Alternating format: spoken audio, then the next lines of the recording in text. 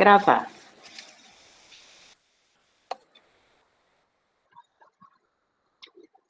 Boa tarde a todas e a todos. Quero dizer que é, mais uma vez, um prazer estar com vocês para mais uma palestra, nesse ciclo de 30 palestras, do primeiro ciclo internacional de palestras sobre linguística cognitiva, pesquisas e tendências. Muito em breve nós estaremos já celebrando, né, a finalização desse evento com a última palestra que vai acontecer no dia 22 de dezembro. Hoje nós temos a palestra de número 27, e temos a alegria, o prazer, a honra de termos conosco, na tarde de hoje, a professora Ulrike Schröder. Ela vai nos falar sobre um tema muito interessante, intitulado Jeitinho e sua metaforização multimodal, uma abordagem na interface da linguística cultural, dos estudos de gestos e da linguística interacional. Nós gostaríamos de expressar os agradecimentos à professora Ulrike por ter aceito nosso convite e dizer que é para nós uma alegria e honra tê-la conosco. Antes de passar a palavra à professora, eu vou ler uma síntese da sua trajetória acadêmica. A professora Ulrike Schröder possui livre docência em Ciências da Comunicação pela Universidade Duisburg, Essen, doutorado em Ciências da Comunicação pela Universidade de Essen e mestrado em Ciências da Comunicação, Germanística e Psicologia pela Universidade de Essen.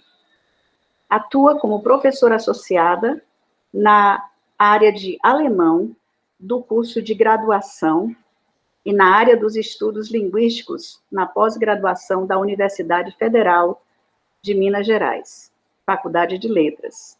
Tem experiência nas áreas de linguística e comunicação, com ênfase em linguística cognitiva, linguística antropológica, semântica e pragmática, análise da conversa, língua alemã e comunicação intercultural. Coordena o projeto Conceitos Interculturais, chave na interface entre interação, cognição e variação, junto à Universidade de Potsdam, Alemanha, apoiado pelo programa Research Group Linkage Program da Fundação Humboldt e pela FAPEMIG, bem como o projeto intercultural Communication and Interaction Multimodal Approaches, junto às universidades de Leeds e de Sheffield, Inglaterra, Alberta, Canadá, Gießen e Potsdam, Alemanha, financiado pelo Worldwide University Network, na Inglaterra. É líder do grupo de pesquisa interinstitucional do CNPq, Linguística Intercultural, e coordenadora do Research Center e ICMI, International Communication and Multimodal Interactions, cujo objetivo principal é a compilação de um corpus de transcrições de interações interculturais filmadas. Então, professora Ulrike, minha colega,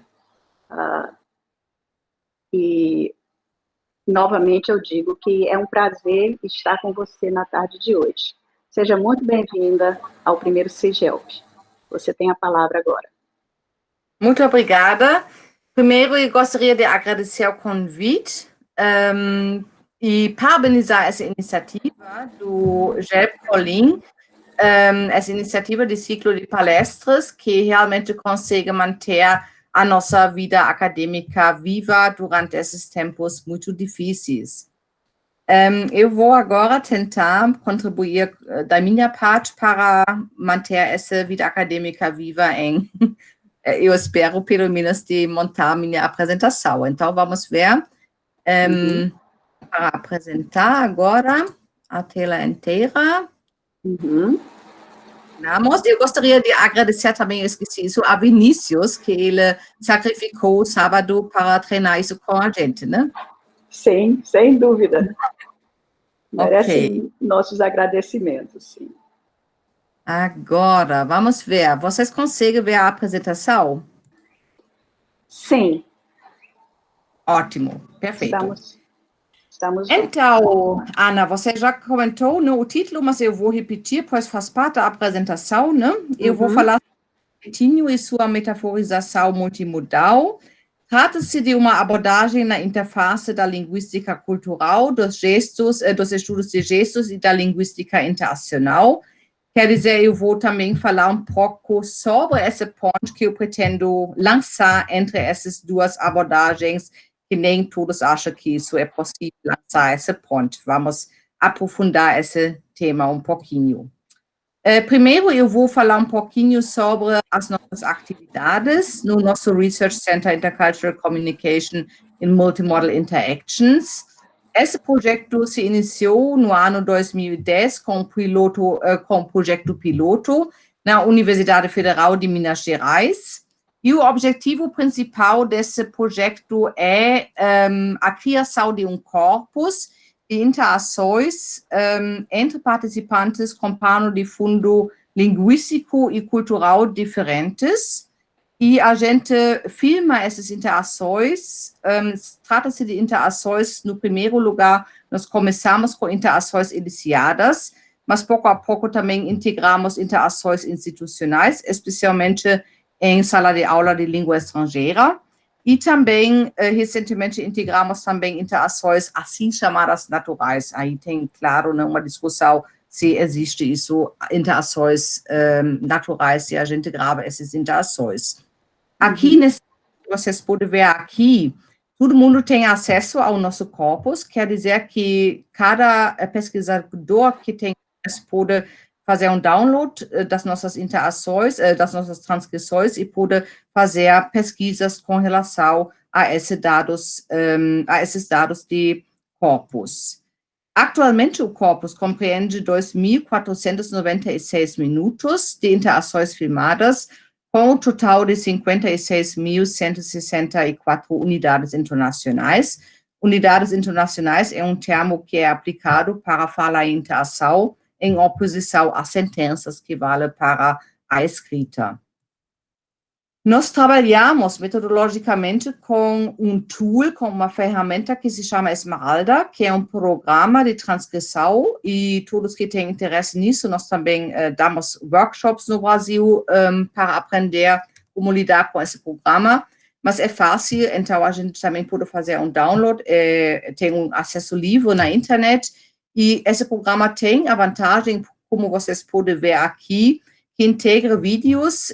A gente também trabalha com duas telas, por exemplo, uma tela para os vídeos, uma tela para fazer a transcrição, e essa transcrição permite, como vocês podem ver aqui como exemplo, a integração de muitos participantes em uma interação. Aqui, por exemplo, temos 8 participantes. Possibilita a integração de meios prosódicos, de meios corporais, gestuais, etc. E também oferece teclados com vários sistemas diferentes de transcrição. Nós trabalhamos com GAT2, que é um sistema de transcrição que foi desenvolvido por 21 pesquisadores da área da linguística interacional. A linguística interacional desenvolveu essas convenções de transcrição com base no sistema Jefferson, que é muito mais conhecido no Brasil, que foi desenvolvido no campo da análise da conversa nos Estados Unidos, mas tem a vantagem que integra muito mais meios prosódicos e também conta, a nosso ver, com uma iconicidade maior, de forma que também é legível para pessoas que não entendem muito bem a análise da conversa ou que têm dificuldade na leitura de transcrições. A Ana já comentou o projeto atual que a gente está desenvolvendo. Na verdade, temos 3 projetos atuais, mas um projeto que termina no ano atual, que é esse projeto que ela mencionou.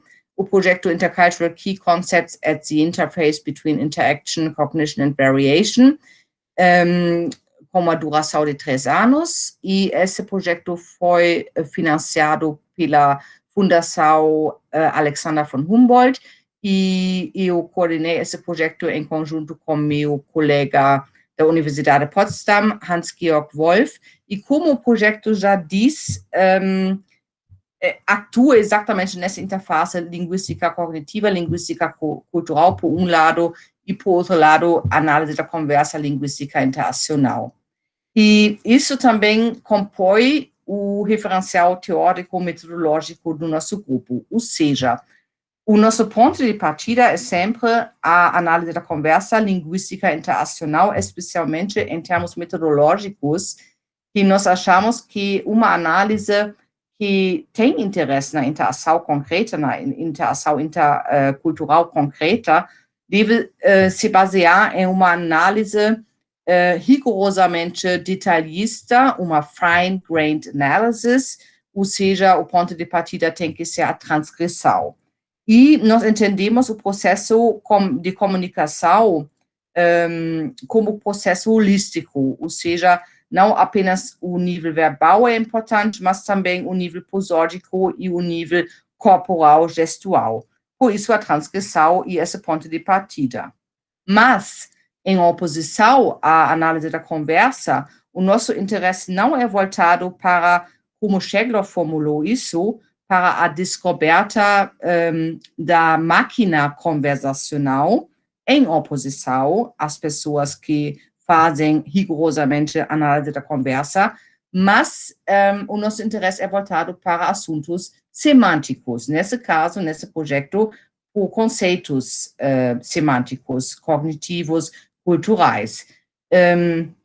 Então, e por isso, em um segundo passo, nós achamos totalmente legítimo perguntar, então, o que já foi pesquisado no campo da linguística cognitiva, no campo da linguística cultural, no campo da pragmática intercultural, com relação a esquemas, modelos, teorias, com relação a estilos conversacionais, etc., de forma de que nós podemos encaixar os nossos resultados em teorias existentes, né? Ou seja, o que uma co-ocorrência de recursos comunicativos nesses níveis diferentes, corporais, gestuais, verbais e prosódicos, pode dizer com relação ao acesso a processos cognitivos. E agora eu vou mostrar um pouquinho como essas duas abordagens, uma abordagem mais funcionalista, pragmática, e uma abordagem mais semântica, mais cognitivista, como está a discussão atual, o que a análise da conversa e a linguística interacional pesquisa que mostra um pouco um movimento em direção a processos cognitivos, e, por outro lado, o que acontece na linguística cognitiva e cultural em direção à fala e interação. Eu vou começar com a análise da conversa e linguística interacional.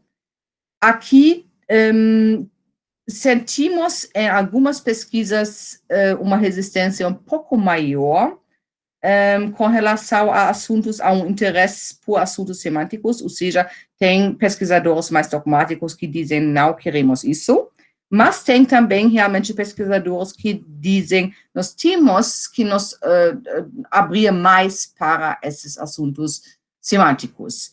E pesquisas que existem que implícito e explicitamente fazem esse tipo de pesquisa, o toque nesses assuntos, são, por exemplo, a análise do O como Change of State Token conforme Heritage. Isso é um exemplo muito ilustrativo.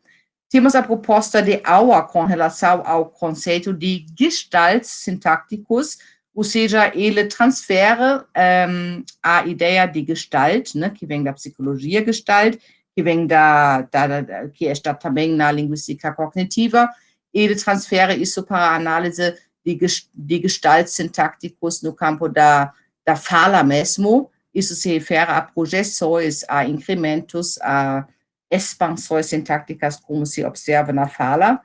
A virada cognitivo que se deu nos estudos sobre reparo, que já reparo em si, na verdade, inclui uma ideia cognitiva, pois a pessoa para no meio da fala e observa a própria fala. Isso inclui um processo autorreflexivo. Os estudos multimodais sobre tokens de afiliação, como se vê nas análises de Goodwin e Stevens, embora esses dois autores não falem sobre o conteúdo cognitivo que está implícito envolvido, né, nisso. Análise multimodal de elementos envolvidos no estilo de fala, enfático, como no storytelling, né? Isso se pode observar nas análises, especialmente de Selting, Cooper-Cooley-Selting. O posicionamento, o stance em inglês, também carrega valor cognitivo. Depperman fala sobre isso explicitamente, especialmente num ensaio que ele escreveu em 2012, em que ele pergunta, né, explicitamente qual é a importância de processos cognitivos para a análise da fala e interação. E, finalmente, outros termos são adequação ao receptor e também terreno comum, que são conceitos que também tocam em questões cognitivas. Por outro lado, a linguística cognitiva e cultural, que é muito mais aberta com relação a questões que tocam, o que mostra em direção de uma abertura para análises da fala em interação. Até Zima e Brone falam em um special issue que eles publicaram em Cognitive Linguistics em 2015 sobre turno interativo interacional que se pode observar no campo da linguística cognitiva. O exemplo par excellence são os estudos sobre gesto metafórico, e aqui os dois nomes Tschenke e Müller são os nomes mais representativos, né?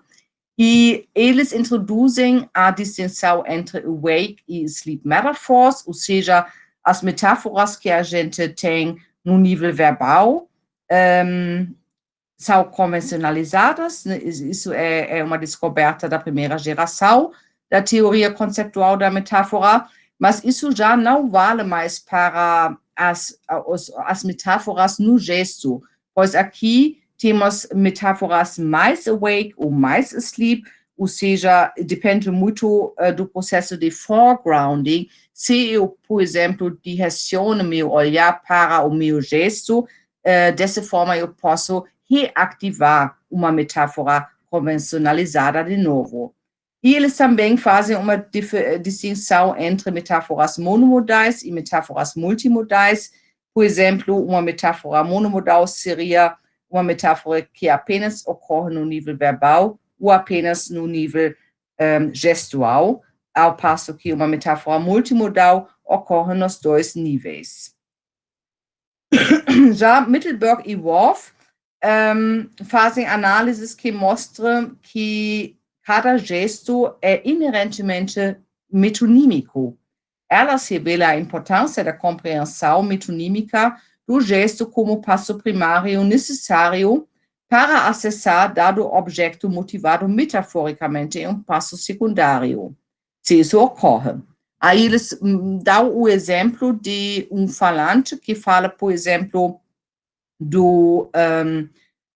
um filme, de um quadro, de um frame, né, do filme, da história do filme que ele assistiu ontem, e ele faz esse gesto, ele mostra os cantos, né, de um quadro para o interlocutor, e o interlocutor agora tem, no primeiro passo, entender esses quadros que o falante está desenhando no ar, como cantos de um quadro parte para o todo. Isso seria o primeiro passo metonímico.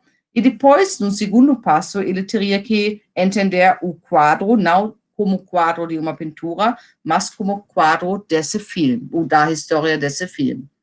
E também há poucas pesquisas até hoje sobre prosódia e metáfora. O que existe são alguns experimentos. Aqui se mostra que o grau pelo qual os indivíduos interpretam características prosódicas em termos metafóricos por exemplo, uma frase com entonação descendente ou ascendente como correspondente a um círculo, contínuo ascendente como caminho. Finalmente, a gente também tem, na linguística cultural e na pragmática intercultural, conceptualizações, esquemas, categorias, protótipos ou metáforas, e essas são localizadas não mais em algum lugar na comunidade de fala, como algo estático, mas como emergindo na interação. Por isso, também, o Sharifian fala de distributed cognition, quer dizer, não cada membro de uma comunidade possui os mesmos esquemas, etc., mas alguém possui alguns e outra pessoa possui outros.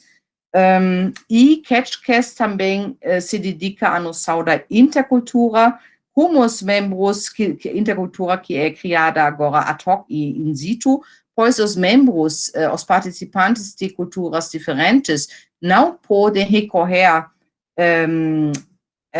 ao pano de fundo cultural da mesma forma como nativos podem fazer isso, por isso eles dependem mais do momento atual e têm que criar mais essa intercultura ad hoc in situ. Agora, a pergunta aparece como o jeitinho pode ser definido como um conceito que é específico da cultura brasileira. Uma abordagem a partir da análise de conversa, primeiro já não se interessa por conceitos, claro, né? E também não iria olhar para outras abordagens de outras disciplinas, mas a linguística cognitiva e especialmente a linguística cultural faz exatamente isso, pois ela também defende uma abordagem transdisciplinar. Isso é muito bom, pois, de facto, uma coisa que eu descobri logo foi que existem inúmeros estudos no Brasil sobre jeitinho, só quase nada no campo linguístico. Mas existem muitos estudos muito ricos no campo da sociologia, no campo da psicologia, antropologia, história, e estudos que ajudam muito a entender esse conceito melhor. Por exemplo, o que eu chamei abordagem mais psicológica, que vem da psicologia de facto, é um estudo de Ferreira et al., que revela que esse estudo revela que o jeitinho pode ser definida como uma complexa estratégia sociocultural para resolver problemas, formada por uma estrutura potencialmente tridimensional, em que nós podemos definir o jeitinho como uma escala contínua, e em um lado se encontra a ideia da corrupção, claro, com uma conotação negativa, no outro lado encontramos a ideia da criatividade com uma conotação positiva, e no meio, com uma conotação mais ou menos, né, uma quebra de normas sociais. Já no campo histórico, sem que esses historiadores, que inclusive fizeram as pesquisas deles muito cedo, mas a gente pode recorrer às explicações deles, eles não pesquisaram o jeitinho especificamente, mas eles dão explicações que podem ser úteis para entender o jeitinho. Por exemplo, Casa Grande e Senzala, o famoso livro de Freire. Da Mata faz isso, pois Freire escreveu sobre esse desenvolvimento que se deu de forma muito diferente no Brasil, esse desenvolvimento histórico da sociedade, essa formação da sociedade em oposição à Europa. Então, enquanto se a gente olha, por exemplo, nos estudos de Niklas Luhmann sobre a diferenciação social da Europa, a gente vê que a partir do Renascimento, na Europa, se formaram sistemas sociais em uma macroperspectiva, né? A política, a economia, a religião, a ciência, etc., e todos se formaram mais e mais independentemente, seguindo um código binário, né? Enquanto no Brasil, a fazenda, na fazenda, nesse microcosmo, né, o fazendeiro acumulou todas essas funções. E aí teve uma preferência para relações mais informais e afetuosas, independente do nível hierárquico na fazenda. E, de acordo com Da Mata, isso resultou naquilo que ele chama de dilema brasileiro. E ele define isso da seguinte forma: assim, entre o pode e o não pode, escolhemos, de modo chocantemente antilógico, mas singularmente brasileiro, a junção do pode com o não pode. Pois bem, é essa junção que produz todos os tipos de jeitinhos e arranjos que fazem com que possamos operar um sistema legal que quase sempre nada tem a ver com a realidade social. Já uma aluna de Da Mata, a antropóloga Barbosa, ela realizou depois um estudo bem profundo sobre o jeitinho em 2006 e ela fez questionários e realizou entrevistas, etc. E o resultado dela foi que o jeitinho pode ser também bem similar a Ferreira et al., pode ser localizado numa escala entre favor e corrupção. O contexto prototípico do jeitinho, de acordo com Barbosa, é a burocracia. Aqui é preciso ser simpático, cordial, mostrar necessidade ou até mesmo humildade, mas jamais arrogância ou autoritarismo. Tudo pode ser posto a perder se a maneira de falar se mostra impositiva ou grosseira. Então, ela diz compartilhar os problemas pessoais da vida de cada um é prática disseminada em todos os segmentos sociais, a qual transforma em co-participante, assim se espera, quem deles sabe. Ao tomar conhecimento dos problemas ou eventualidades que afligem terceiros, as pessoas envolvidas se sentem constrangidas em não levá-los em consideração. Bom, agora eu já falei um pouco sobre a metodologia geral, né, do nosso grupo de pesquisa, e agora eu vou aprofundar um pouco os métodos, os passos metodológicos com relação a essa filmagem específica.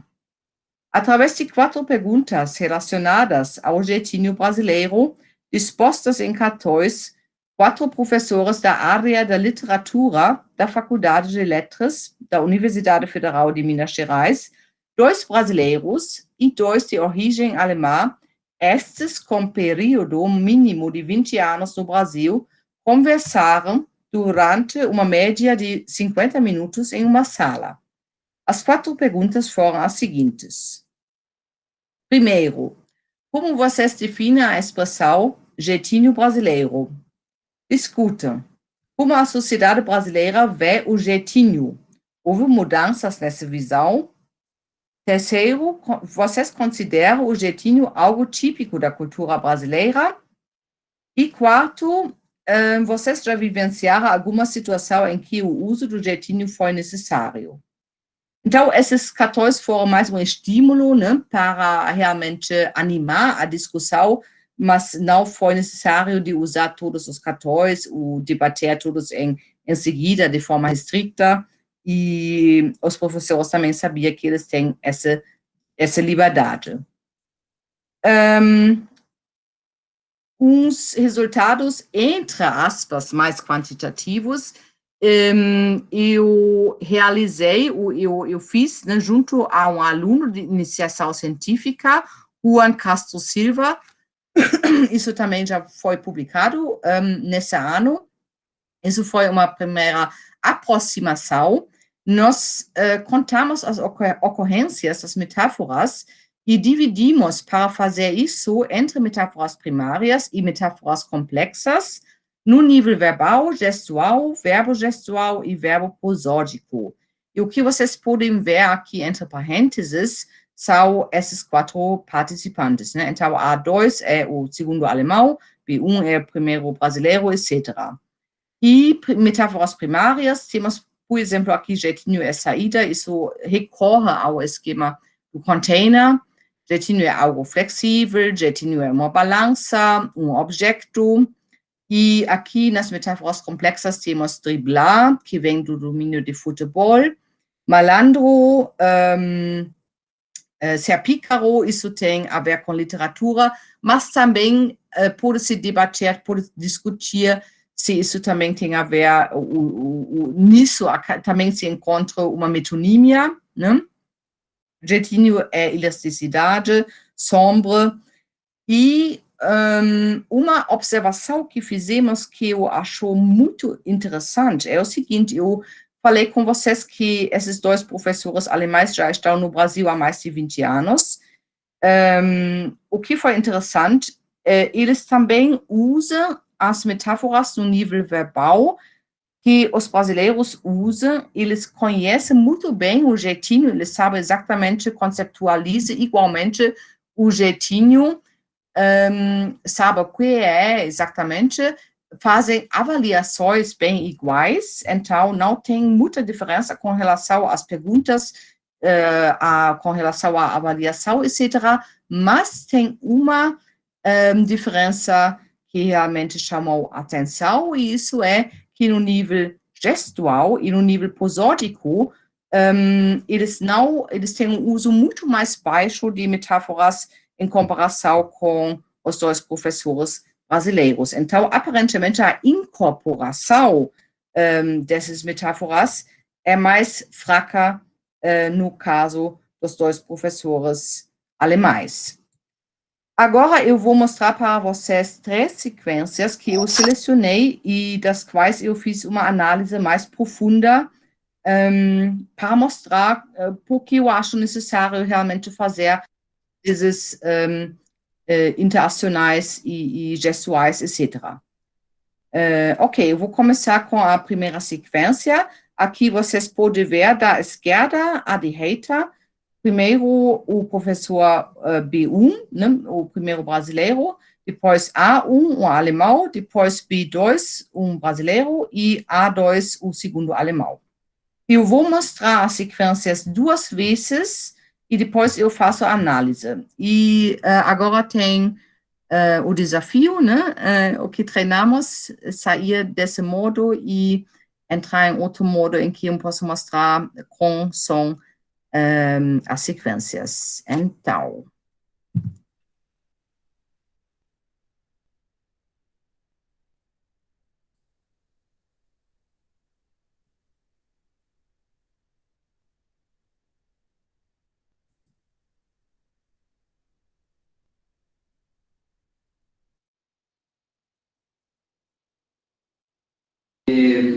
eu não gosto do jeitinho, não.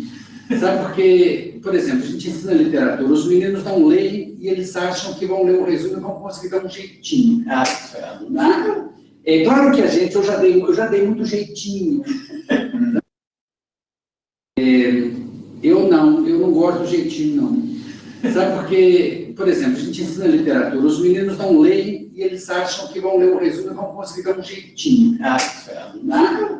É claro que eu já dei muito jeitinho.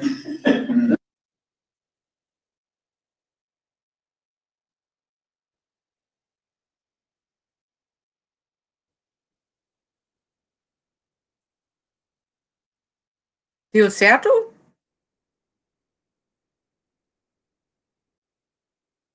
Eu não. Vocês conseguiram ouvir? Eu consegui. Ok, que bom que teve um feedback. Eu comecei a entrar em pânico. Ok, ótimo. Então, vamos fazer a análise. Aqui nessa sequência, o B2, ele está iniciando a fala dele com relação aos alunos que ele tem na sala de aula, que costumam não ler os livros que eles devem ler, etc., né? E ele fala o que eles fazem, então eles apenas leem o resumo e eles acham que eles vão conseguir dar um jeitinho, né? E isso acontece na linha 8 aqui. O que ele faz aqui é, ele está movendo as suas mãos e braços com palmas para cima, ritmicamente para baixo. enquanto esses parênteses angulares sempre descreve o que ele está fazendo enquanto ele fala ao mesmo tempo, né? Aí, enquanto ele fala jeitinho, né? Aí, aqui vocês podem ver o gesto, e é muito interessante, pois aqui temos, de fato, uma saliência multimodal, né? Então, pulo intonacional para baixo, acento extra forte no jeitinho, aqui, e esse gesto rítmico, né? Jeitinho, né? Então, de fato, o que é conceitualizado aqui não é o domínio-alvo, jeitinho, mas mais uma avaliação. Ruim é para baixo, né? Então, jeitinho é avaliado aqui como algo negativo, e nisso, em termos da análise da conversa, também temos posicionamento, stance, né?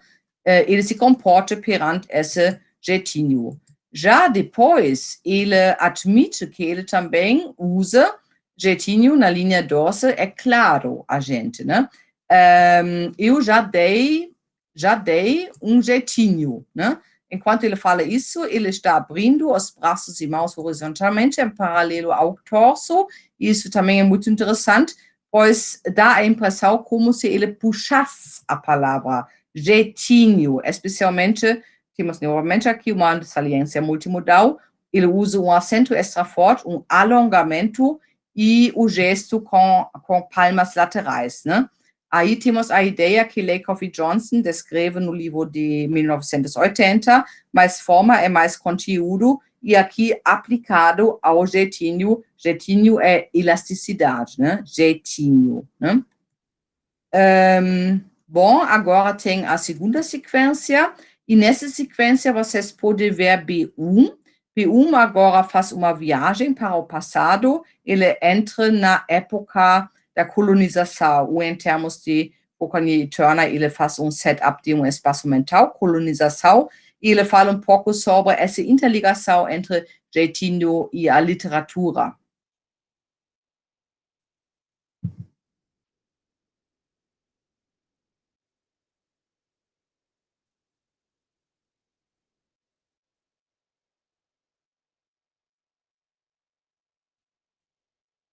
Sim, Pensando na colonização, não sei o quê, é um jeito de... Você pensa numa coisa que está das línguas, né?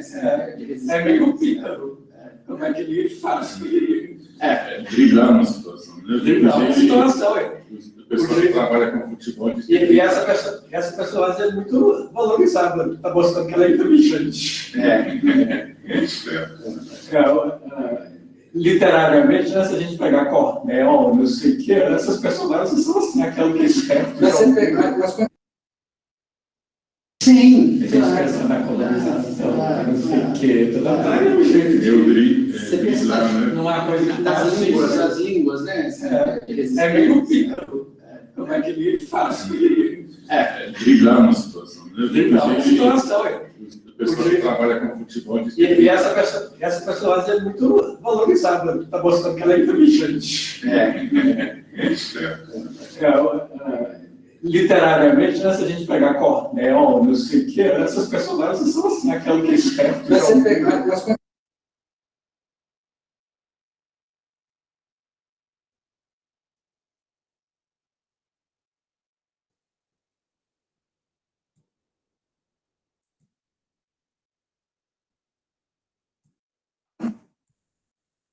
Ok, aqui a gente pode observar que B1 faz esse setup, né, do cenário da colonização, e depois ele está descrevendo o jeitinho, enquanto ele fala, dá jeito, ele está movendo os braços e mãos rapidamente para frente e trás. Isso é interessante, pois aqui a gente basicamente tem a ideia do jeitinho metaforicamente apenas do gesto, por isso se trata de gesto metafórico monomodal. Jeitinho é manuseio rápido, chamei isso dessa forma. E temos aqui uma co-construção desse conceito, pois agora A2 pega o turno e ele está basicamente reagindo a esse gesto, pois ele está descrevendo agora no nível verbal o jeitinho e o driblo, né? Então, ele está interpretando de certa forma esse gesto, né? É driblar, né? Então, novamente, aqui temos a metáfora, mas agora no nível verbal. Também se trata de uma metáfora monomodal, por isso, pois ele não executa nenhum gesto, mas fala o que ele está vendo no gesto do B1, jeitinho e driblar. Isso pode ser visto como ligado ao domínio do futebol. Depois, B1 continua na linha 14, em que ele está virando a mão esquerda, palma para fora e depois rapidinho para dentro. Isso é um gesto que eu considero muito interessante, é meio pícaro. E aí, ele com esse gesto, ele está, essa virada rápida, né, de fora para dentro, ele está incorporando uma característica desse pícaro, que é que ele pode se virar com rapidez. Aí temos essa ideia de Mittelberg e Worf, da metonímia para a metáfora. Essa característica apresenta a figura toda, e a característica que é mostrada é a agilidade e flexibilidade. Né? Jeitinho é ser pícaro. E depois, na linha 22, B1 novamente reage a A2 agora, pois A2 repete driblar uma situação e B1 também agora repete, pegando a ideia de A2 driblar uma situação. E, ao mesmo tempo, ele está movendo as mãos para frente em zigue-zague e também movimentando os dedos aqui, né? E o que eu acho muito interessante, além disso, é que ele não apenas está movimentando aqui as mãos e os braços e os dedos, mas também o corpo, o torso integral, né? Ele está movimentando o corpo todo, basicamente, né? Aqui, então, temos esse gesto metafórico agora multimodal, no plano verbal e no plano gestual. E por trás está esse esquema imagético do desvio, né? A metáfora é jeitinho e driblar. Finalmente, nós temos ainda na linha 37 uma outra ideia, ou seja, uma outra ideia mais ligada à ideia principal, pois ele está voltando para a literatura de Cordel, né? E ele está dizendo, aí temos esses personagens que são espertos, né? E ao falando isso, ele está clicando polegar e dedo indicador, e aqui temos novamente essa ideia da metonímia. Primeiro tem aquele clique, né, que está representando a pessoa como toda, e, a meu ver, depois temos um passo metafórico que tem basicamente que incluir dois passos metafóricos.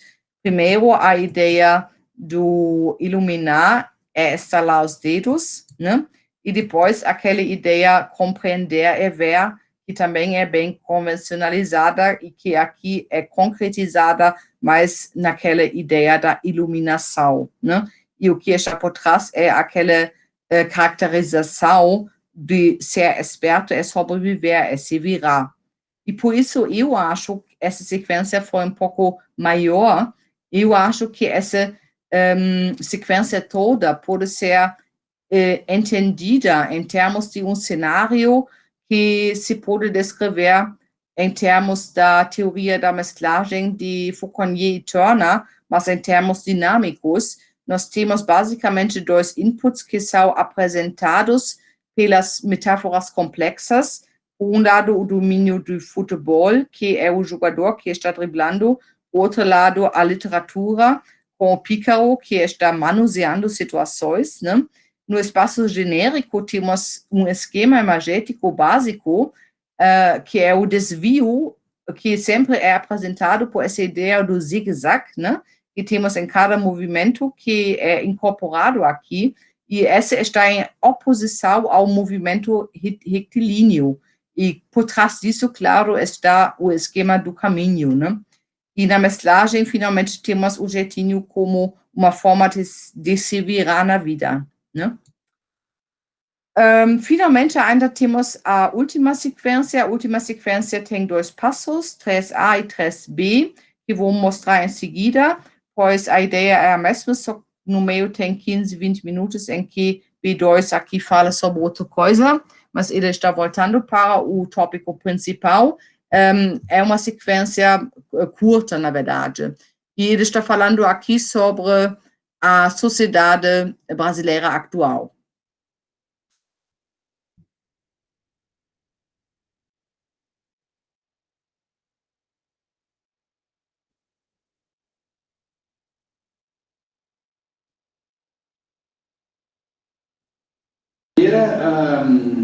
Há uma demanda por uma coisa mais clara, né? Que o jeitinho é a sombra, né? A ideia é essa, assim, daquela coisa que você não vê, né? Você faz uma coisa que você não está vendo. Né? Há uma demanda por uma coisa mais clara, né? Que o jeitinho é a sombra, né? A ideia é essa, assim, daquela coisa que você não vê, né? Você faz uma coisa que você não está vendo. Né? Pensar assim, se o jeitinho é aquilo que você faz na sombra, aquilo que o outro não deve ver ou não precisa ver, por bem ou por mal. Né? Pensar assim, se o jeitinho é aquilo que você faz na sombra, aquilo que o outro não deve ver ou não precisa ver, por bem ou por mal. Né?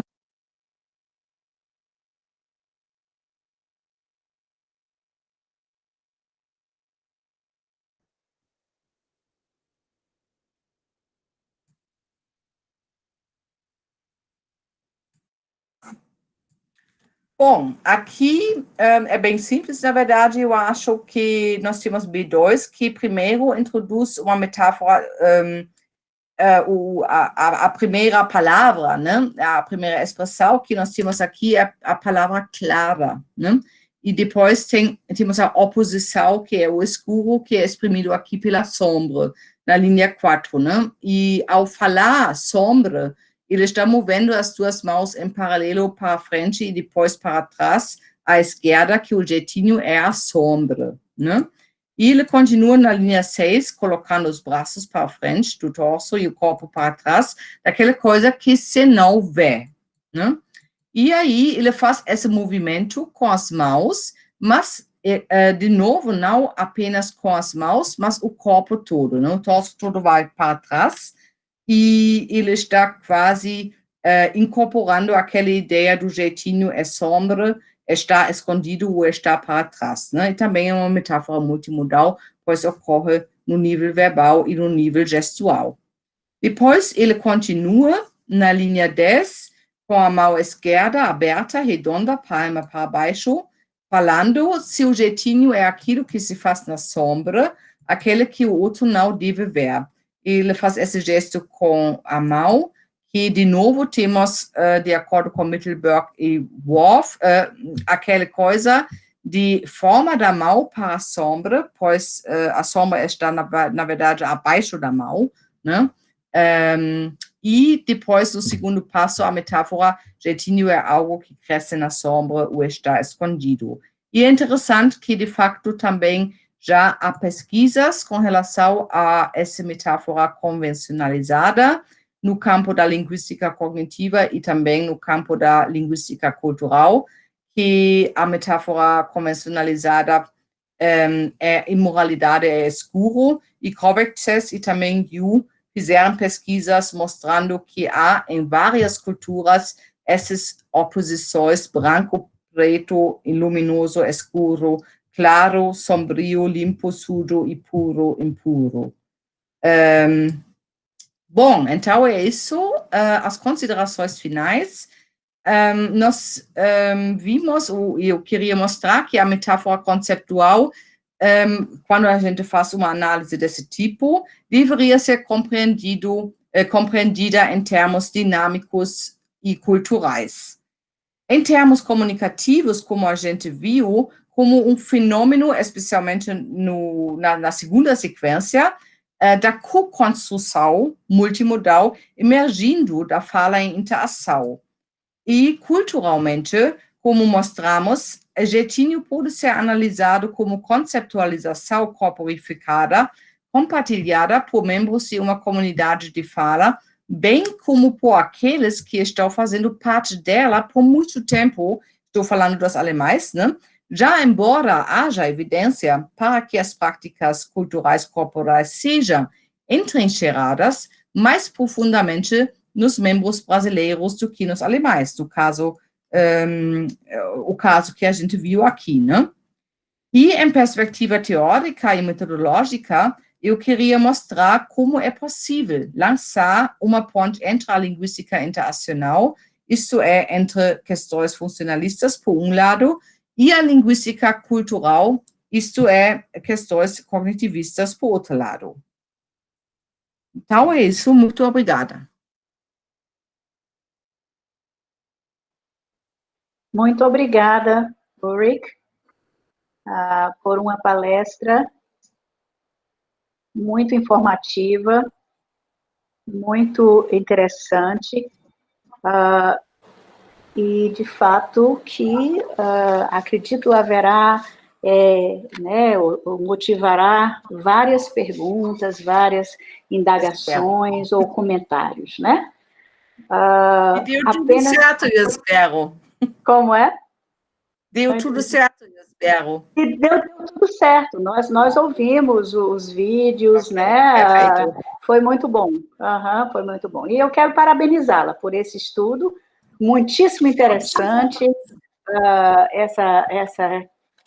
essa junção entre, né, análise da conversação, questões pragmáticas, né, análise intercultural e a multimodalidade no que tange a essa integração entre metáfora gestual e metáfora linguística. Realmente uma palestra muito, muito interessante. Eu vou começar com uma brincadeira, para quebrar o gelo. Você falou que um dos participantes, ou dois, eu não tenho certeza, são alemães e estão há muito tempo no Brasil. Uhum. Havia 4 senhores ali. E havia um de braços cruzados, a maioria do tempo. Uhum. Eu quero adivinhar e dizer que ele é um dos alemães. Sim. Mas uma das pessoas alemãs, não é? É verdade isso. Eu percebi isso, né? Porque ele praticamente não gesticulou em momento nenhum, pelo menos nas gravações que você nos mostrou. Eu digo, ele deve ser um dos alemães. Na realidade, são 2 alemães ali no grupo? Uhum. Certo, são 2 alemães. Eu falei no início, né, na primeira sequência, que brasileiro-alemão, brasileiro-alemão, né? Sim. Esse detalhe eu tinha perdido, mas eu queria, ao mesmo tempo, talvez fazer um comentário que, ao mesmo tempo, pode ser uma curiosidade minha. Você falou que o seu objetivo é montar um corpus, né, intercultural, onde realmente essas questões multimodais, né, estejam ali contempladas. Agora, para além dessa iniciativa da composição do corpus, você também teria ideias, talvez, de aplicações do ponto de vista social, do ponto de vista, talvez, não sei, de aplicações na sociedade da sua pesquisa? Nossa, isso é uma pergunta. Aplicações na sociedade, de que está falando? Do ponto de vista de que conhecer como as pessoas interagem, né? Como elas se expressam, e ver, por exemplo, a diferença entre culturas, talvez ao analisarmos um problema específico, como talvez assim, digamos, esqueçamos a questão intercultural, vamos focar talvez apenas num grupo de cultura mais, né, específica. Será que entender gestos e linguagem metafórica poderia ajudar as pessoas a atingirem, talvez, um nível de compreensão, de interação, de empatia maior entre elas, mesmo que a gente estivesse cortando as várias culturas? Agora consigo localizar sua pergunta, pois agora estou me lembrando da sua pesquisa. Você já está conduzindo há muitos anos, né? Eu, na verdade, que agora que eu passei esse meio ano na UT Austin, né, eu tive não muitas, mas algumas discussões com Jürgen, pois Jürgen Strick, né, que faz estudos de gestos, e que trabalha muito também com crianças, com essas conversas, com várias conversas, mas também eu comecei a perceber, especialmente por causa desse abismo enorme que não só no Brasil, mas que existe nos Estados Unidos, né, entre as classes sociais. Eu comecei a pensar, nossa, eu quero começar a também filmar pessoas que não fazem parte do meio acadêmico de alguma forma, pois a gente tem muitos intercambistas também, muitos alunos, né, claro, da universidade, não só, pois isso realmente foi uma coisa que eu percebi lá no grupo de pesquisa, em geral, e as pessoas realmente vêm de todos os lados do mundo lá do grupo dele, é fantástico, mas eles também filmam a famílias, etc., né, mas, na verdade, quase ninguém consegue ou faz pesquisa sobre pessoas das classes realmente muito, muito longe da universidade. Né? E isso foi uma coisa que eu planejei fazer agora, ainda na Alemanha, que infelizmente agora também tem um segundo lockdown, pois aqui eu tenho acesso a pessoas que realmente estão muito longe desse cenário universitário no sentido mais amplo, vamos dizer assim, né? A classes realmente muito mais baixas. E eu quero manter um pouco esse foco intercultural. Não é exatamente uma resposta à sua pergunta, mas eu acho muito complicado. Eu também gostaria muito de saber como vocês, como é o procedimento que vocês fazem, né? Eu acho muito complicado, eu acho até no Brasil, talvez, às vezes, mais fácil do que em outros países, mas, por exemplo, eu me lembro da época em que eu trabalhava em favela há séculos atrás, né, mas, às vezes, é muito difícil quando você não pode pagar ninguém, né, pois isso é proibido, e fazer esse tipo de pesquisa e o que você realmente pode dar de volta, né? Exato. Pois eu não sei, eu sou muito cética à ideia de que, por exemplo, uma análise desse tipo pode ajudar a melhorar a vida de alguém, pois eu tenho um princípio que eu também sempre busco passar para os meus alunos, um certo respeito pelas pessoas e pelas formas culturais, sociais, etc., que eles vivenciam, que eles estão vivenciando. Né? Então, é realmente desejável que eles mudem o jeito como eles são, né? Sabe? Eu estou falando, teve uma época em que eu fiz pesquisa sobre hip-hop, né? Sim. Então, e teve muita crítica naquela época. Na Alemanha, por exemplo, tem uma linha de hip-hop que vem de pessoas, de jovens com pano de fundo turco, árabe, etc., e esse hip-hop é muito, às vezes, muito violento e muito sexista. E eu sempre interpretei esse tipo de hip-hop também como uma forma de se exprimir que alguns sociólogos não querem ouvir. Por isso, eles também não fazem pesquisa sobre isso. Eles buscam aqueles poucos que fazem hip-hop de protesto, sabe? De protesto social, e ignoram aquele outro hip-hop que também existe. E eu prefiro ir lá e ver o que existe, mas eu não quero explicar para as pessoas, então vocês não, como é fazer, explicar para eles que tem uma forma melhor para fazer isso, não sei, vocês não podem fazer isso. A emancipação deles é isso, sabe? E se eles preferem falar coisas vulgares, é também o direito deles, embora o sociólogo talvez não gostas. Entendeu de que estou falando? Sim, eu entendo. Eu acho essa coisa muito, muito complicada de mexer. Realmente a minha pergunta tem base no que nós fazemos ao estudarmos a fala de vítimas de violência, né? Porque, embora seja um trabalho muito de formiguinha mesmo, e a gente pense, bom, a gente quer ajudar essa sociedade a mudar, a gente quer criar pessoas, não criar, mas ajudar pessoas a se tornarem mais empáticas, né, a entenderem melhor o mundo do outro, porque aí a gente já entra com a questão também da atitude empática nessa pesquisa sobre violência, já estamos também focando nisso. E, assim, a gente quer fazer alguma coisa para ajudar a inter-relação entre pessoas, né? Isso é uma coisa muito diferente. Então, de repente eu pensei, se a gente entende como as pessoas se expressam e gesticulam em classes sociais diferentes, de repente a gente pode também fazer algum tipo de aplicação disso tudo.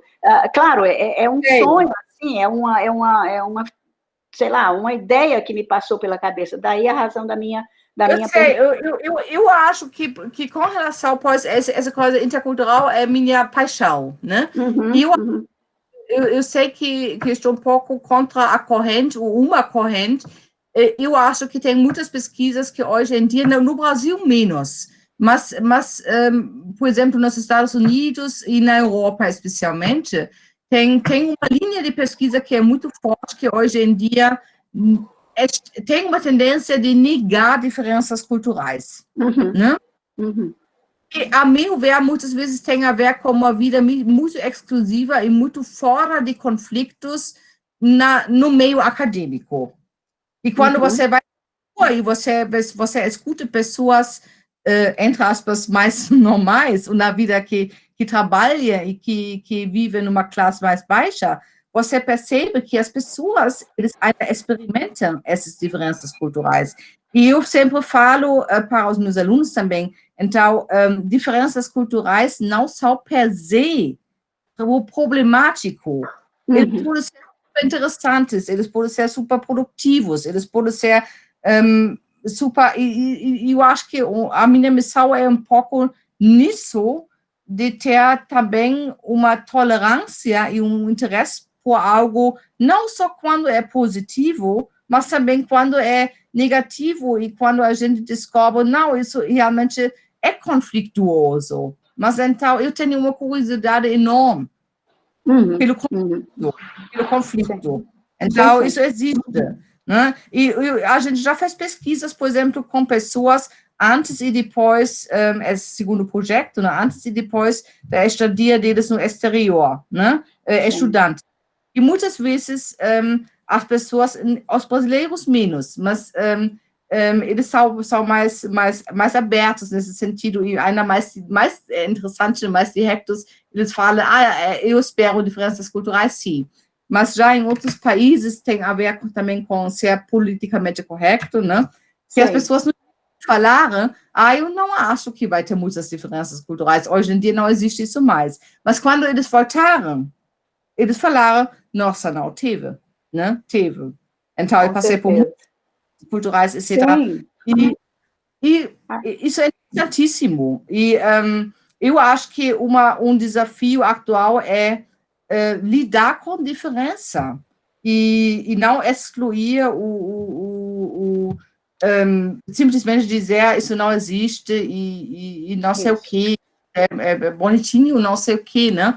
Mas então, ok, isso é complicado e pode dar problemas viver com muitas pessoas diferentes em um lugar, não sei o que, mas ouvir, entender, eu acho que um grande desafio do pesquisador é realmente curiosidade e querer entender, descobrir como o mundo é, com todas essas facetas. Com certeza, e é um trabalho, eu acho, fascinante, esse que nós realizamos, o seu em especial também, foi muito bom conhecer mais sobre a sua pesquisa, e considero respondida a minha indagação a você, foi mais uma questão mesmo que me passou pela cabeça por causa da minha preocupação com a aplicação, né, das teorias e das preocupações da linguística à sociedade. Muito mais sobre isso, pois eu acho realmente muito importante, né, e por isso não se esqueça de integrar Nos seminários. Né? Tem algum erro lá. Ótimo. Aí, vou colocar também, tá certo? Eu vou te colocar na lista de endereços, embora que já estejamos quase no final, mas eu tinha certeza que você estava nessa lista de endereços. Mas, enfim, já vou fazer isso hoje. Ulrich, tem uma outra pergunta. Antes dela se pronunciar, que é a Adriana, eu queria que você clicasse em parar a apresentação, para que a gente pudesse ter uma imagem mais, né? Isso, assim, ótimo. Então, agora nós temos a Adriana Karnal, que é da Universidade de Santa Cruz do Sul, e ela tem pergunta a lhe fazer. Por favor, Adriana. Então tá, Ulrich, parabéns, o teu trabalho é realmente super interessante, essas pesquisas de sociolinguística são maravilhosas porque a gente consegue visualizar, né, tudo gravado, então é muito bacana. Primeira coisa que me chamou a atenção é uma tentativa tua que me parece ser bastante pontual tua, porque não é comum, aproximar uma metodologia, por exemplo, de sociolinguística interacional, que é de transcrição e análise quase etnográfica, e aliado com a teoria, uma teoria cognitiva, que é a teoria da metáfora. Então, assim, tu está trazendo dois pontos de vista de origem diferente, digamos assim, em termos de linguística, mas que, no meu entender, é super apropriado, porque eu acho que se combina, eu acho que é possível, o teu trabalho mostrou que isso é possível, e eu sempre fui a favor desses trabalhos, assim, que vêm as perspectivas que são de ordem diferente, mas que se casam, digamos assim. Então, primeiro que tu conseguiu fazer um feito e tanto já nesse sentido. Então, segundo, em relação ao driblar, né, ou então ao iluminar, eu penso que esses dois exemplos que foram trazidos, eu vou até te dizer, eu acho que eles estão muito mais relacionados ao conteúdo semântico, embora vocês não queiram trabalhar semântica aqui. Não, eu quero. Tu quer, né? Mas, assim, eu sei que quem trabalha com gesto está interessado no gesto, mas eu acho que o conteúdo semântico é fundamental aqui, porque qualquer um que fosse... a gente fala com o corpo, é óbvio, né? Assim, todo mundo sabe isso. Mas o driblar, quando ele está sendo falado, eu acho que se fosse um inglês, se fosse um americano, nesse caso que é um brasileiro, mas possivelmente o driblar, ele envolve todo o corpo. Então, o conteúdo semântico está envolvido, da palavra está envolvido na expressão corporal. Assim como o iluminar, que é o iluminar na metáfora, né, é estalar dedos, para mim uma metáfora cognitiva de cérebro, né, de neurônios se conectando, quando dá o clique, né, quando os neurons that fire wire, né, então, assim, todas as metáforas de iluminação, de rede elétrica, vão para uma questão cerebral de neurônio, né? Então, assim, e isso é estudo cognitivo, isso é o que a gente está estudando também na área da cognição, numa área de conexionismo, por exemplo. Então, acho que esses dois exemplos, eles são exemplos quase que universais linguísticos. Aí tu diz, eu sou muito mais do que é diferente em termos culturais e não cair numa vala de universalismo, mas, assim, quase para mim que esses dois exemplos, eles caem no universalismo linguístico do que está... semanticamente incorporado nessas palavras e que seriam para qualquer um que falasse isso e não em termos culturais. Mas é claro que sim, em termos culturais, é óbvio que tem diferença, assim, a gente percebe, né, alemães. Agora, eu orientei há anos atrás, eu orientei uma aluna que ela era de descendência alemã, porque eu sou aqui de uma região que é de alemães, aqui em São Leopoldo. E essa moça, ela era secretária de um alto executivo, do curso de secretariado bilíngue, secretária de um alto executivo de uma empresa alemã que morava aqui no Brasil, E ela fez um trabalho com ele analisando, assim, a troca de e-mails e como a troca de e-mails entre os brasileiros, no início era mais difícil, eles eram mais rigorosos, não sei se rigorosos, mas eles eram mais distantes, e lá pelas tantas, eles se soltavam e ficavam amigos, assim, o e-mail era muito, o registro era muito mais informal. Então, talvez a gente também tenha um pouco de...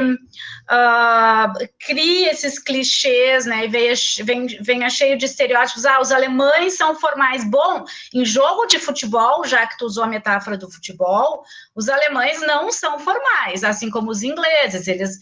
O formalismo do inglês se perde todo num jogo, numa partida de futebol, né? Então, assim, eles bebem, eles perdem as estribeiras, os alemães parecem brasileiros e brigam, são briguentos, né? Xingam, usam palavrões. Então, a gente achar que, nossa, alemão é super comportadinho, não é uma verdade, né? E, então, assim, essa análise que essa me orienta se faz muito tempo já, ela desmistificava um pouco essa coisa dessa frieza alemã, que ela até é inicial, no início sim, eles são realmente, mas à medida que você vai se aproximando, isso acaba, né, sendo desconstruído. Então, acho que sim, diferenças culturais existem, mas lá pelas tantas, assim, quase que essa coisa do universalismo, assim, que todo mundo é meio que igualzinho, daqui a pouco chega a bater, assim, a vir, que meio que não dá para esconder um pouco também, que lá pelas tantas chega meio que um momento que, bom, todo mundo é igual. Mas é isso, parabéns pelo teu trabalho, só um comentário que eu quis fazer. Posso responder? Claro que sim. Ok, então eu fiz aqui algumas anotações. Primeiro item, não sei se foi uma pergunta, mas acho que mais um comentário, só para esclarecer. Então, essa junção, né, na verdade, a gente também trabalha com sociolinguística internacional, mas o que eu juntei aqui foi mais, não foi etnografia, foi mais análise da conversa linguística internacional. Não é a mesma coisa, linguística internacional não é a mesma coisa como sociolinguística internacional. Na verdade, a linguística internacional se baseia em funcionalismo, né? Linguística antropológica e sociolinguística internacional, ou seja, Gumperz, né? Então, mas não é a mesma coisa. Ela se baseia especialmente na análise da conversa. Então, isso é um pouco diferente. Então, tem muito a ver com transcrição, etnografia e sociolinguística internacional não tem a ver com transcrição, né? Ou com análise da conversa no sentido restrito. Mas isso mais um comentário. A segunda, o segundo comentário sobre driblar, sobre essas duas metáforas, né? Driblar e iluminação. Eu concordo plenamente com você. Eu não falei nada sobre diferenças culturais com relação a essas metáforas. Muito pelo contrário, eu busquei mostrar como o alemão, um desses alemães, né, um professor alemão e o professor brasileiro estão co-construindo essa metáfora, né, co-construindo. A metáfora o brasileiro está trazendo essa ideia, né, do iluminar dessas figuras, mas os dois estão construindo a ideia do driblar. E que eu também mencionei que todos os quatro usam as mesmas metáforas, constroem esse domínio-alvo, né, da mesma forma. Então, todos sabem, nesse sentido, o que é jeitinho, né, conhece esse conceito cultural, etc., e não tem diferença com relação a isso. A única diferença que tem é que os alemães, embora eles vivem no Brasil já há mais de 20 anos, aparentemente não incorporaram, da mesma forma como os brasileiros, no nível gestual e no nível prosódico, da mesma forma como os brasileiros, as metáforas gestualmente e prosodicamente. Isso achei uma observação importante, que então, aparentemente, mas isso nunca seria uma conclusão que eu faria a partir de dados tão, né, não é um corpus enorme, né, de jeito nenhum, mas dá a gente pode fazer a hipótese com base nesse pequeno estudo, né, que aparentemente o que a sua infância contribui muito para o jeito como você gesticula, como você incorpora esses conceitos, né? Pois realmente, apenas agora foram 3 sequências, mas o que a Ana já comentou sobre esse alemão que não se moveu de jeito nenhum, né? É um pouco assim que realmente os 2 alemães gesticulam muito menos e os brasileiros, então, também têm essa ideia do jeitinho no corpo muito mais. Mas isso não tem nada a ver com a questão, né, que eles usam metáforas diferentes, não, de jeito nenhum. Né? Só que os brasileiros realmente são mais salientes nesse sentido, pois também aparecem muito mais nos gestos, né? E o último comentário sobre futebol e cerveja, eu sempre digo, os alemães e os brasileiros se encontram exatamente nisso, no futebol e cerveja, pois. Então, as diferenças culturais são muito mais sutis, e eles existem também, não vale, por isso distributed cognition, como eu falei, hoje a linguística cultural está com nesses termos, né? Eles aparecem em outras coisas, não vale para todos, mas os alemães, quando eles bebem, eles podem ser duros e diretos. Isso é uma diferença, sim. E tu, Uri, que parece já uma brasileira falando, porque tu, eu não sei se tu mesmo já te percebeu, mas se eu tirasse a tua fala e eu ficasse só analisando a gestual, eu trabalho com eye tracking agora, tu te movimenta bastante, né? Mexe bastante os braços. Há quanto tempo tu tá aqui no Brasil? Eu cheguei em 2003. Olha só, 17 anos já? Então, por isso, já incorporou a brasilidade. E é interessante isso, também faz uma diferença quando eu falo em alemão, eu não gesticulo tanto do que quando eu falo em português.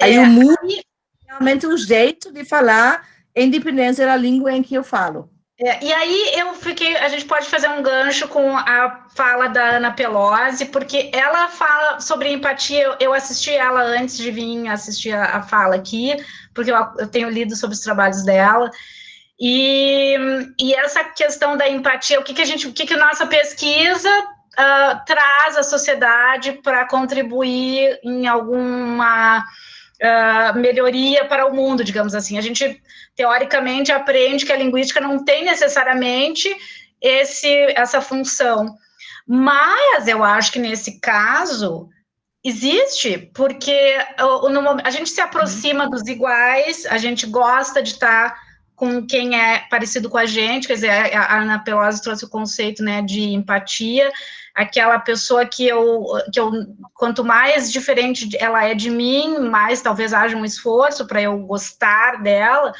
ou para eu me aproximar dela, mas assim, no momento em que eu começo a agir tal qual aquele que me é diferente, eu vou me aproximando cada vez mais dele, então, quer dizer, assim, eu já te acho mais brasileira, ela é menos alemã, ela já tá falando que nem a gente, ela já tá agindo que nem a gente, então, não, agora é minha amiga, né, agora ele é que nem eu, ela é minha amiga. Então, eu acho que, de certa forma, quem trabalha um pouco com essa questão cultural, e quem está em sala de aula de língua estrangeira também, eu fui professora de inglês há vários anos, assim, a gente sabe que quanto mais próximo, né, a gente traz para a nossa vivência, mais fácil é a aprendizagem, mais a gente at ease, assim, a gente se sente, né? É isso? Sim. Eu vou só dizer algo com relação à questão da empatia. A empatia é realmente a disposição de você se transportar para o mundo do outro, mesmo que esse mundo lhe seja estranho. E não necessariamente você irá se tornar parte desse mundo, mas você vai poder perceber, né, o outro e dar a ele o direito de ser como ele é, tentando justamente, né, esse movimento em direção a ele. Então, basicamente, é essa a ideia da empatia.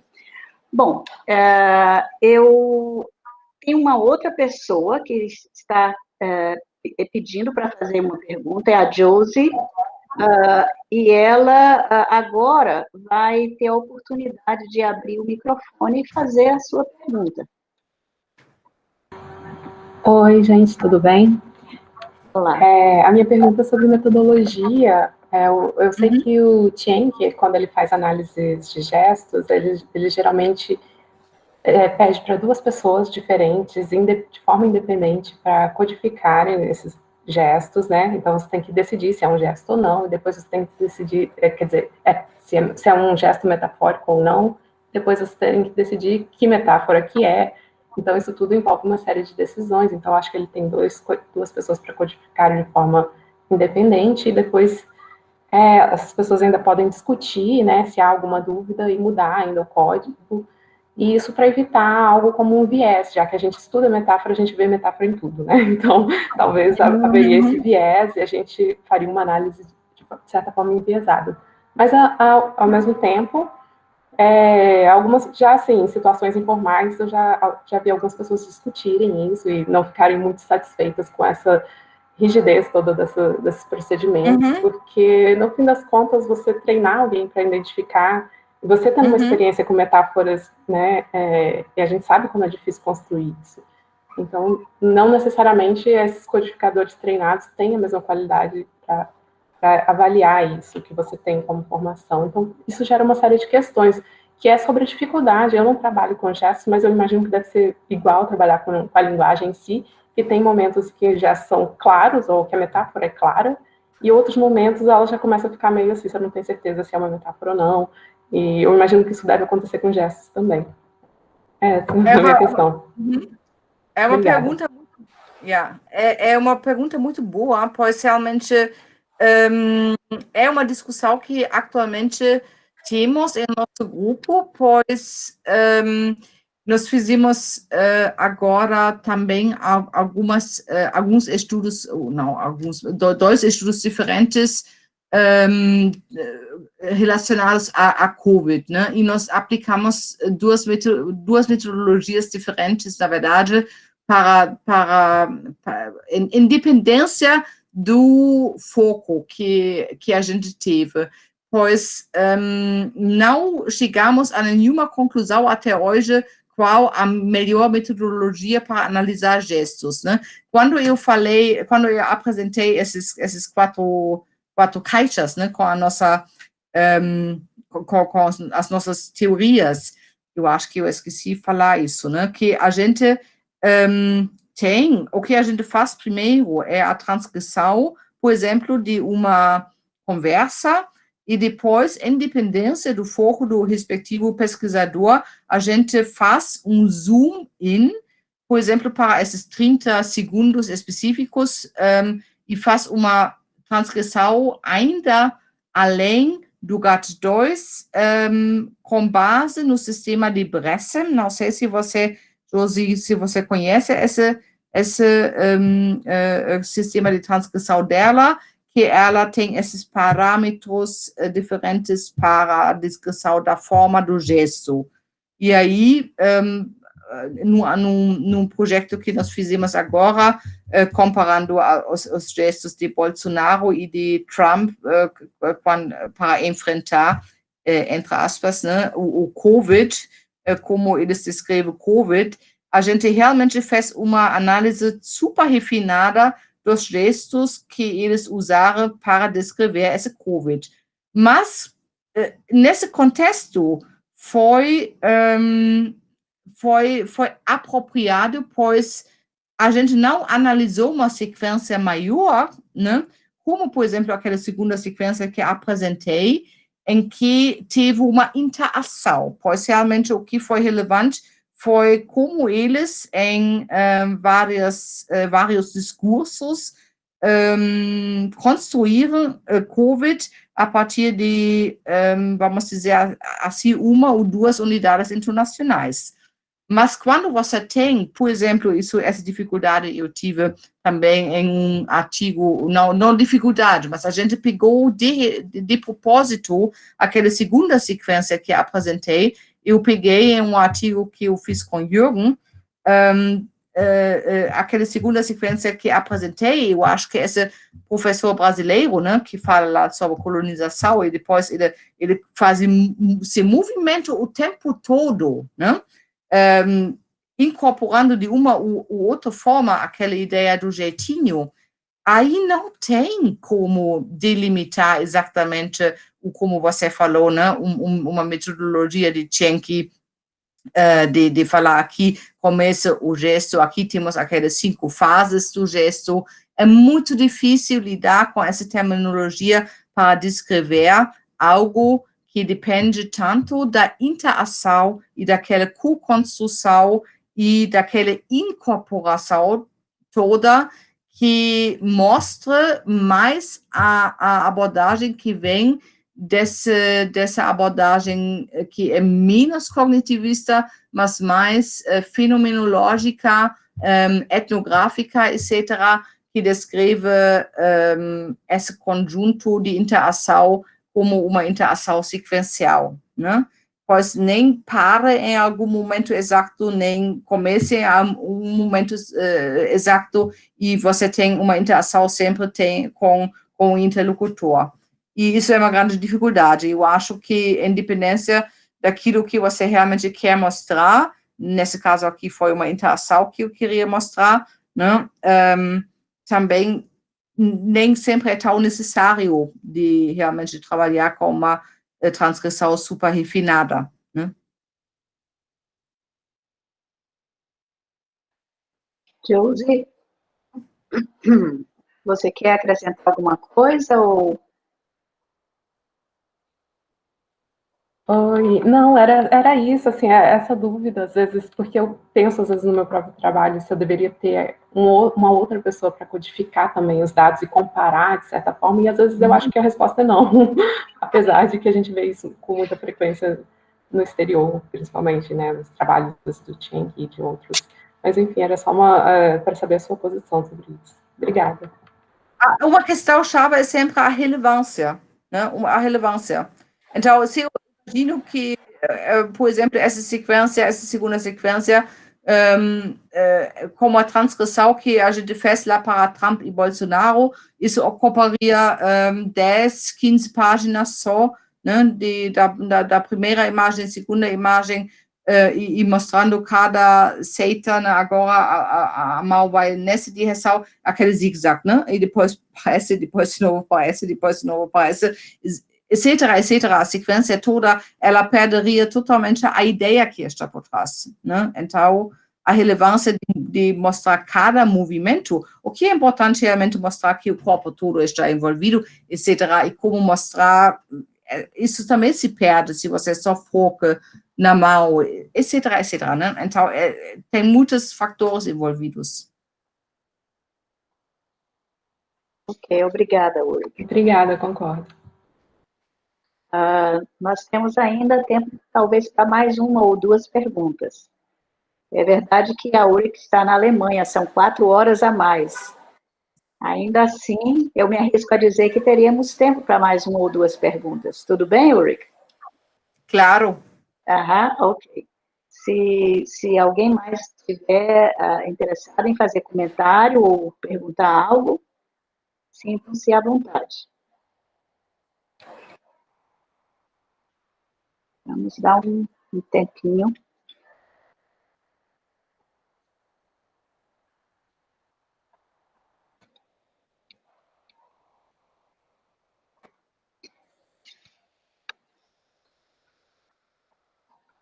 Parece que o silêncio nos diz não. Alguém mais teria interesse? Não, acho que então, eu vou mais uma vez agradecer a participação da professora Ulrich Schröder Foi muito boa a sua palestra, foi ótimo poder entender melhor o que é o seu trabalho, e certamente nós queremos saber mais. Nós queremos saber mais. Nesses seminários de pesquisa que estão sendo planejados para o próximo ano, com certeza o seu grupo será um dos grupos convidados, e será um prazer muito grande tê-los novamente conosco. Letícia, sim, a Letícia, nossa vice-líder aqui do GEOPCOLIN, ela disse que gostaria de falar. Eu não sei se é comentário ou pergunta, mas Letícia, eu queria só terminar o meu pensamento aqui com a Ulrich, depois você fala, tá bem? Ok, sem problema. Certo. Então, assim, a gente agradece muito, Ulrich, a sua disponibilidade. Antes mesmo de encerrarmos, a Letícia também tem algumas palavras a dizer. Eu também tenho, depois da fala da Letícia, mais algumas informações que eu gostaria de passar para aqueles que ainda estão conosco aqui na tarde de hoje. Pois não, Letícia, pode falar.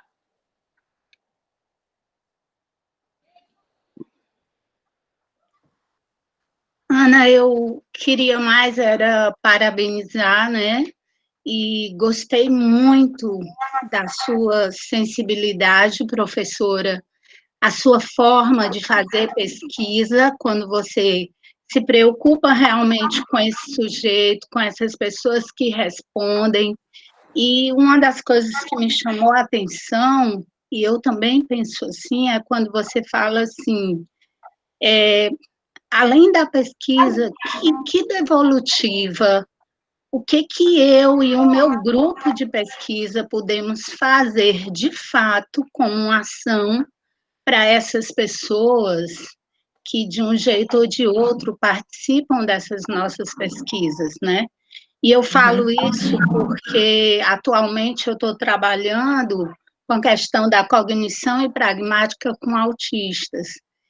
E eu confesso que eu tenho, acho que aprendido mais com eles do que talvez eles comigo, né, eu acho.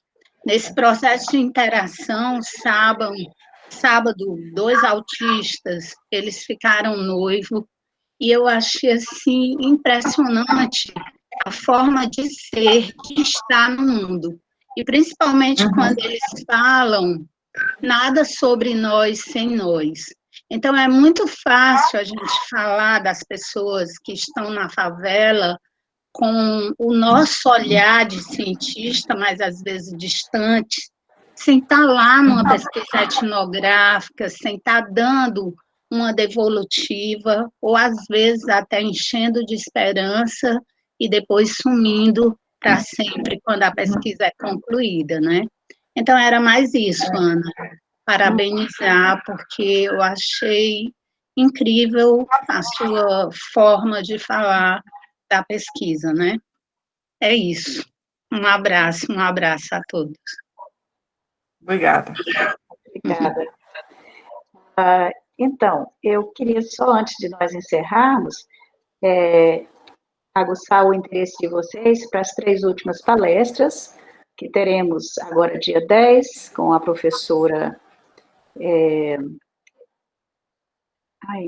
Morato, professora Edviges Morato, que vai nos falar sobre afasias e doenças de Alzheimer, né, nessa perspectiva neurolinguística, da qual ela participa.